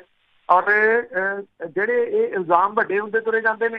ਅਕਾਲੀ ਦਲ ਨੇ ਕੁਛ ਜਿਹੜੇ ਲਾਏ ਹੋਏ ਆ ਲੋਕ, ਉਹਨਾਂ ਨੂੰ ਕੋਈ ਜਵਾਬ ਨਹੀਂ ਆਉਂਦਾ, ਚਾਹੇ ਉਹ ਮਹੇਸ਼ਿੰਦਰ ਸਿੰਘ ਗਰੇਵਾਲ ਨੇ, ਚਾਹੇ ਪ੍ਰੇਮ ਸਿੰਘ ਚੰਦੂਮਾਜਰਾ ਨੇ, ਤੇ ਨਾਲ ਉਹਨਾਂ ਨੇ ਬਿਠਾਇਆ ਹੁੰਦਾ ਜਿਹੜਾ ਜੀ ਬਲਵਿੰਦਰ ਸਿੰਘ ਭੂੰਦੜ ਹੋਰਾਂ ਨੂੰ, ਉਹਨਾਂ ਨੂੰ ਕੋਈ ਜਵਾਬ ਇਸ ਮਾਮਲੇ ਦੇ ਉੱਤੇ ਨਹੀਂ ਆ ਰਿਹਾ। ਅਕਾਲੀ ਦਲ ਇਸ ਮਸਲੇ ਦੇ ਉੱਤੇ ਘਿਰ ਗਿਆ, ਬੁਰੇ ਤਰੀਕੇ ਨਾਲ ਘਿਰ ਗਿਆ। ਸੁਖਬੀਰ ਸਿੰਘ ਬਾਦਲ ਹੋਰੀ ਜਿਹੜਾ ਜੀ ਉਹ ਘਿਰ ਗਏ। ਉਹ ਆ ਕੇ ਹੁਣ ਸਪਸ਼ਟੀਕਰਨ ਕਿਵੇਂ ਜਿਹੜਾ ਜੀ ਉਹ ਇਹ ਕਿਵੇਂ ਸਾਬਿਤ ਕਰਨ ਕਿ ਇਹ ਪੋਸ਼ਾਕ ਉਹਨਾਂ ਨੇ ਨਹੀਂ ਭੇਜੀ। ਇਹ ਇਸ ਮਾਮਲੇ ਵਿੱਚ ਇਹ ਕਿਹਾ ਜਾ ਰਿਹਾ ਕਿ ਬਾਦਲ ਪਰਿਵਾਰ ਦੇ ਅੰਦਰ ਜਿਹੜੀ ਖਿੱਚੋਤਾਣ ਚੱਲ ਰਹੀ ਹੈ, ਇਹ ਸਾਹਮਣੇ ਨਾ ਆਉਣਾ ਇੱਕ ਸ਼ਾਇਦ ਉਹਦਾ ਇਹ ਜਿਹੜਾ ਜੀ ਉਹ ਪਾਰਟ ਹੈ। ਇੱਕ ਖਿੱਚੋਤਾਣ ਤਾਂ ਅੰਦਰ ਚੱਲ ਰਹੀ ਹੈ, ਜਿਹਦੇ ਕਰਕੇ ਜਿਉਂ ਸੁਖਦੇਵ ਸਿੰਘ ਢੀਂਡਸਾ ਹੋਰਾਂ ਨੇ ਸ਼੍ਰੋਮਣੀ ਅਕਾਲੀ ਦਲ ਜਿਹੜਾ ਜੀ ਉਹ ਬਣਾਇਆ, ਉਹ ਤੇਜ਼ੀ ਦੇ ਨਾਲ ਜਿਹੜਾ ਜੀ ਆਪਣੇ ਨਾਲ ਕਈਆਂ ਨੂੰ ਜੋੜਦੇ ਜਿਹੜਾ ਜੀ ਉਹ ਤੁਰੇ ਆ ਰਿਹਾ। ਉਹਦੇ ਉੱਤੇ ਵੀ ਕੋਈ ਜਿਹੜਾ ਜੀ ਸਪਸ਼ਟੀਕਰਨ, ਕੋਈ ਪ੍ਰਤੀਕਰਮ ਆਪਣਾ ਬਾਦਲ ਪਰਿਵਾਰ ਨੇ ਨਹੀਂ ਜਿਹੜਾ ਜੀ ਉਹ ਦਿੱਤਾ। ਇਹ ਵੀ ਆਪਣੇ ਆਪ ਦੇ ਇੱਕ ਵੱਡਾ ਸਵਾਲ। ਜੀ ਜੀ ਬਿਲਕੁਲ ਹੈਰਾਨਗੀ ਦੀ ਗੱਲ ਆ ਕਿ ਇਹ ਹਰਸਿਮਰਤ ਕੌਰ ਬਾਦਲ ਚੁੱਪ ਆ। ਤੇ ਅੱਗੇ ਗੱਲ ਕਰਦੇ ਆ ਮਨਜਿੰਦਰ ਸਿਰਸਾ ਦੀ। ਉਸ ਨੂੰ ਅਕਾਲ ਤਖਤ ਵੱਲੋਂ ਨੋਟਿਸ ਕਾਹਦਾ ਮਿਲਿਆ? ਜਿਹੜਾ ਐਕਚੁਅਲੀ ਇੱਕ ਨਾ ਇਹਨਾਂ ਨੇ ਆਰਟੀਕਲ ਜਿਹੜਾ ਲਿਖ ਦਿੱਤਾ ਸੀਗਾ ਇੱਕ ਹਿੰਦੀ ਦੀ ਅਖਬਾਰ ਦੇ ਵਿੱਚ। ਅੱਜ ਆਰਟੀਕਲ ਦੇ ਬਾਰੇ ਦੇ ਵਿੱਚ ਹੋ ਸਕਦਾ ਕਿਸੇ ਨੂੰ ਇਹ ਲੱਗਦਾ ਹੋਵੇ ਵੀ ਇਹਦੇ ਨਾਲ ਕੀ ਫਰਕ ਪੈਂਦਾ, ਪਰ ਜੇ ਆਪਾਂ ਭਵਿੱਖ ਦੀ ਗੱਲ ਕਰੀਏ ਤਾਂ ਭਵਿੱਖ ਦੇ ਵਿੱਚ ਇਸ ਆਰਟੀਕਲ ਦਾ ਹਵਾਲਾ ਜਿਹੜਾ ਵੀ ਉਹ ਦਿੱਤਾ ਜਾ ਸਕਦਾ। ਜੇ ਉਹ ਹਵਾਲਾ ਦੇ ਦਿੱਤਾ ਜਾਵੇ ਤੇ ਉਹਦੇ ਨਾਲ ਤਾਂ ਇੱਕ ਵੱਡਾ ਨਵਾਂ ਭੰਬਲ ਭੂਸਾ ਜਿਹੜਾ ਵੀ ਉਹ ਖੜਾ ਹੋ ਜਾਊਗਾ ਇਤਿਹਾਸ ਦੇ ਵਿੱਚ, ਕਿਉਂਕਿ ਇਹ ਆਰਟੀਕਲ ਜਿਹੜਾ ਲਿਖਿਆ ਗਿਆ ਸੀਗਾ ਗੁਰੂ ਹਰਕ੍ਰਿਸ਼ਨ ਸਾਹਿਬ ਦੇ ਬਾਰੇ ਦੇ ਵਿੱਚ। ਜਿਹੜੀ ਚਿੱਠੀ ਅਕਾਲ ਤਖਤ, ਇਹ ਆਰਟੀਕਲ ਕੀ ਹੈ ਮੈਂ ਤੁਹਾਨੂੰ ਉਹ ਦੱਸਦਾ ਜੀ। ਜਿਹੜੀ ਚਿੱਠੀ ਅਕਾਲ ਤਖਤ ਦੇ ਵੱਲੋਂ ਜਿਹੜੇ ਜਥੇਦਾਰ ਦੇ PA ਆ ਉਹਨੇ ਜਾਰੀ ਜਿਹੜੀ ਜੀ ਉਹ ਕੀਤੀ ਆ ਮਨਜਿੰਦਰ ਸਿੰਘ ਸਿਰਸਾ ਹੋਰਾਂ ਨੂੰ। ਇਹ ਕਿਹਾ ਕਿ ਜਿਹੜਾ ਤੁਸੀਂ ਆਰਟੀਕਲ ਲਿਖਿਆ ਉਹਦੇ ਸੰਬੰਧੀ ਜਥੇਦਾਰ ਅਕਾਲ ਤਖਤ ਨੇ ਆਦੇਸ਼ ਦਿੱਤਾ ਕਿ ਤੁਸੀਂ ਆਪਣੀ ਲੇਖਣੀ ਦੇ ਵਿੱਚ ਇਤਿਹਾਸ ਸੰਬੰਧੀ ਤੱਥਾਂ ਤੋਂ ਹੀਣੀ ਬਿਆਨੀ ਜਿਹੜੀ ਜੀ ਉਹ ਕੀਤੀ ਆ, ਇਹਦਾ ਆਧਾਰ ਕੀ ਆ, ਜਾਣਕਾਰੀ ਭੇਜੀ ਜਾਵੇ। ਔਰ ਇਹ ਹੈ ਕਿ ਬੋਲਣ ਤੋਂ ਪਹਿਲਾਂ ਧਾਰਮਿਕ ਜਾਂ ਗੁਰਬਾਣੀ ਬਾਰੇ ਪੜ੍ਹ ਸਮਝ ਕੇ ਬੋਲਿਆ ਜਾਵੇ ਜਾਂ ਬੋਲਣ ਤੋਂ ਗੁਰੇਜ਼ ਕੀਤਾ ਜਾਵੇ। ਇਹ ਗੱਲ ਜਿਹੜੀ ਜੀ ਇਹਦਾ ਮੰਗਿਆ ਅਕਾਲ ਤਖਤ ਨੇ, ਸਪਸ਼ਟੀਕਰਨ ਜਿਹੜਾ ਮੰਗਿਆ। ਅਜੇ ਤੱਕ ਮਨਜਿੰਦਰ ਸਿੰਘ ਸਿਰਸਾ ਹੋਰਾਂ ਨੂੰ ਉੱਥੇ ਸੱਦਿਆ ਨਹੀਂ ਗਾ ਅਕਾਲ ਤਖਤ ਦੇ ਉੱਤੇ। ਹੋਇਆ ਕੀ ਸੀਗਾ ਕਿ ਗੁਰੂ ਹਰਕ੍ਰਿਸ਼ਨ ਜੀ ਦੇ ਦਿਨ ਦੇ ਮੌਕੇ ਤੇ ਹਿੰਦੀ ਦੀ ਅਖਬਾਰ ਦੇ ਵਿੱਚ ਇੱਕ ਆਰਟੀਕਲ ਲੱਗਿਆ ਮਨਜਿੰਦਰ ਸਿੰਘ ਸਿਰਸਾ ਹੋਰਾਂ ਦੇ ਨਾਮ ਹੇਠ ਲਿਖਵਾਇਆ। ਉਹਨਾਂ ਨੇ ਲਿਖਿਆ, ਕਿਸੇ ਨੇ ਲਿਖ ਕੇ ਦੇ ਦਿੱਤਾ, ਉਹਨਾਂ ਦੇ ਨਾਂ ਹੇਠ ਛਪ ਗਿਆ। ਸਵਾਲ ਉਹਦੇ ਵਿੱਚ ਇਹ ਖੜਾ ਹੋ ਗਿਆ ਕਿ ਉਹਨਾਂ ਨੇ ਇਹ ਲਿਖਤਾ ਕਿ 8ਵੇਂ ਗੁਰੂ ਹਰਕ੍ਰਿਸ਼ਨ ਜੀ ਜਦੋਂ ਜਿਹੜਾ ਜੀ ਉਹ ਜੋਤੀ ਜੋਤ ਸਮਾਉਂਦੇ ਆ ਤਾਂ ਉਸ ਟਾਈਮ ਉਹਨਾਂ ਨੇ ਇਹ ਗੱਲ ਲਿਖੀ ਕਿ ਉਹਨਾਂ ਨੇ ਇਹ ਕਹਿਤਾ ਕਿ ਹੁਣ ਤੋਂ ਬਾਅਦ ਜੇ ਮੇਰੇ ਕਿਸੇ ਨੇ ਦਰਸ਼ਨ ਕਰਨੇ ਆ ਤਾਂ ਉਹ ਗੁਰੂ ਗ੍ਰੰਥ ਸਾਹਿਬ ਦੇ ਵਿੱਚ ਦਰਸ਼ਨ ਹੋਣਗੇ। ਮਤਲਬ ਇਹਦਾ ਜਿਹੜਾ ਜੀ ਲਾਇਆ ਜਾਊਗਾ, ਜਦੋਂ ਹਵਾਲਾ ਦਿੱਤਾ ਜਾਊਗਾ ਆਉਣ ਵਾਲੇ ਸਮੇਂ ਦੇ ਦੌਰਾਨ। ਅੱਜ ਨਹੀਂ, ਇਹ ਲੰਬੀ ਖੇਡ ਹੈ, ਬਹੁਤ ਲੰਬੀ ਖੇਡ ਹੈ। ਉਹਦੇ 'ਚ 10 ਗੁਰੂ ਜਿਹੜੇ ਨੇ ਉਹਨਾਂ ਨੂੰ 8 ਤੱਕ ਸੀਮਤ ਕਰ ਦਿੱਤਾ ਜਾਊਗਾ ਇੱਕ ਕਿਸਮ ਦੇ ਨਾਲ, ਕਿਉਂਕਿ ਜਿਹੜਾ ਇਤਿਹਾਸ ਹੈ ਉਹ ਤਾਂ ਇਹ ਹੈ ਨਾ ਕਿ ਇੱਕ ਤਾਂ ਇਹਦੇ ਵਿੱਚ ਗੁਰੂ ਤੇਗ ਬਹਾਦਰ ਦੀ ਕੁਰਬਾਨੀ, ਜਿਨ੍ਹਾਂ ਨੂੰ ਹਿੰਦ ਦੀ ਚਾਦਰ ਜਿਹੜਾ ਜੀ ਉਹ ਕਿਹਾ ਜਾਂਦਾ, ਇਹ ਚਿਹੜਾ ਕੁਝ ਲੋਕਾਂ ਨੂੰ ਇਹਦੇ ਉੱਤੇ ਕਿ ਇਹ ਕਿਉਂ ਕਿਹਾ ਜਾਂਦਾ। ਦੂਸਰੀ ਗੱਲ ਜਿਹੜੀ ਗੁਰਤਾ ਗੱਦੀ ਹੈ ਗੁਰੂ ਗ੍ਰੰਥ ਸਾਹਿਬ ਨੂੰ, ਉਹ 10ਵੇਂ ਪਾਤਸ਼ਾਹ ਨੇ ਜਿਹੜੀ ਜੀ ਉਹ ਦਿੱਤੀ ਕਿ ਦੇਹਧਾਰੀ ਗੁਰੂ ਜਿਹੜਾ ਜੀ ਉਹ ਨਹੀਂ ਹੋਊਗਾ, ਜਿਹੜਾ ਜੀ ਉਹ ਗੁਰੂ ਗ੍ਰੰਥ ਸਾਹਿਬ ਜਿਹੜੇ ਜੀ ਉਹ ਗੁਰੂ ਹੋਣਗੇ। ਇਹ ਗੱਦੀ ਦੇਣ ਤੋਂ ਪਹਿਲਾਂ ਉਹਦੇ ਵਿੱਚ ਉਹਨਾਂ ਨੇ 9ਵੇਂ ਮਹੱਲੇ ਦੇ ਜਿਹੜੇ ਸ਼ਲੋਕ ਨੇ ਗੁਰੂ ਤੇਗ ਬਹਾਦਰ ਜੀ ਦੇ, ਉਹ ਸ਼ਾਮਲ ਕੀਤੇ। ਜੇ ਇਹਨੂੰ, ਕਿਉਂਕਿ ਇਹ ਤਾਂ ਦਰਸਾ ਦਿੱਤਾ ਗਿਆ ਕਿ ਗੁਰੂ ਗ੍ਰੰਥ ਸਾਹਿਬ ਨੂੰ ਗੱਦੀ ਜਿਹੜੀ ਸੀ ਉਹ ਗੁਰੂ ਹਰਕ੍ਰਿਸ਼ਨ ਜੀ ਨੇ ਦਿੱਤੀ, ਇਹਦਾ ਮਤਲਬ ਤਾਂ ਇਹੀ ਨਿਕਲਦਾ ਜੀ ਜਿਹੜਾ। ਔਰ ਇਸ ਕਰਕੇ ਇਹ ਤਾਂ ਸਾਰਾ ਕੁਝ ਜਿਹੜਾ ਜੀ ਉਹ ਉਲਟ ਪੁਲਟ ਹੋ ਜਾਊਗਾ, ਕਿਉਂਕਿ ਜਦੋਂ ਇਹਦੇ ਉੱਤੇ ਕਿੰਤੂ ਪ੍ਰੰਤੂ ਹੋਊਗਾ, ਫਿਰ ਕਿੰਤੂ ਪ੍ਰੰਤੂ ਇਸ ਗੱਲ ਦੇ ਉੱਤੇ ਹੋਊਗਾ ਕਿ ਕੀ ਗੁਰੂ ਤੇਗ ਬਹਾਦਰ ਜੀ ਹੋਏ ਸੀ, ਉਹਨਾਂ ਨੇ ਕੋਈ ਕੁਰਬਾਨੀ ਇਹੋ ਜਿਹੀ ਜਿਹੜੀ ਜੀ ਕਸ਼ਮੀਰੀ ਪੰਡਤਾਂ ਦੇ ਵਾਸਤੇ ਦਿੱਤੀ ਸੀ? ਕੀ ਗੁਰੂ ਗੋਬਿੰਦ ਸਿੰਘ ਜੀ ਨੇ ਗੱਦੀ ਦਿੱਤੀ ਸੀ? ਭੰਬਲ ਭੂਸਾ ਇਹਦੇ ਉੱਤੇ ਪੈ ਜਾਊਗਾ ਵੀ ਜੇ ਗੁਰੂ ਤੇਗ ਬਹਾਦਰ ਜੀ ਸਨ ਤਾਂ ਉਹ 9ਵੇਂ ਮਹੱਲੇ ਦੇ ਸ਼ਲੋਕ ਫਿਰ ਕਿੱਥੋਂ ਜਿਹੜਾ ਜੀ ਆਏ, ਇਹ ਕਿਉਂ ਇਹਦੇ ਵਿੱਚ ਸ਼ਾਮਲ ਕੀਤੇ? ਇਹ ਵੱਡਾ ਭੰਬਲ ਭੂਸਾ ਕ੍ਰੀਏਟ ਕਰਨ ਦੇ ਯਤਨ ਜਿਹੜੇ ਆ ਇਸ ਆਰਟੀਕਲ ਦੇ ਰਾਹੀਂ ਕੀਤੇ ਗਏ। ਬਹੁਤ ਲੰਬੀ ਸਕੀਮ ਦੇ ਨਾਲ ਉਹ ਚੱਲਦੇ ਆ ਜੀ। ਅਖੀਰ ਤੇ ਵੈਸੇ ਗੱਲ ਕਰਦੇ ਹਾਂ ਤ੍ਰਿਪਤ ਰਜਿੰਦਰ ਬਾਜਵਾ ਕਰਕੇ ਬਹੁਤ ਸਾਰੇ ਪੁਲਿਸੀਏ, ਬਹੁਤ ਸਾਰੇ ਜਿਹੜੇ ਮੰਤਰੀ ਆ ਉਹ ਡਰੇ ਹੋਏ ਆ, ਉਹਨਾਂ 'ਚ ਸਹਿਮ ਪਾਇਆ ਜਾ ਰਿਹਾ।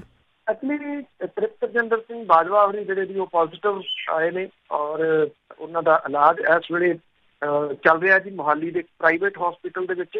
ਹਾਲਾਂਕਿ ਕਿਹਾ ਜਾ ਰਿਹਾ ਕਿ ਹੁਣ ਉਹਨਾਂ ਦੀ ਸਿਹਤ ਦੇ ਵਿੱਚ ਕੁਝ ਸੁਧਾਰ ਹੈ ਤੇ ਉਹਨਾਂ ਨੂੰ ICU ਦੇ ਵਿੱਚੋਂ ਬਾਹਰ ਲਿਆ ਕੇ ਪ੍ਰਾਈਵੇਟ ਵਾਰਡ ਦੇ ਵਿੱਚ ਸ਼ਿਫਟ ਕੀਤਾ ਗਿਆ।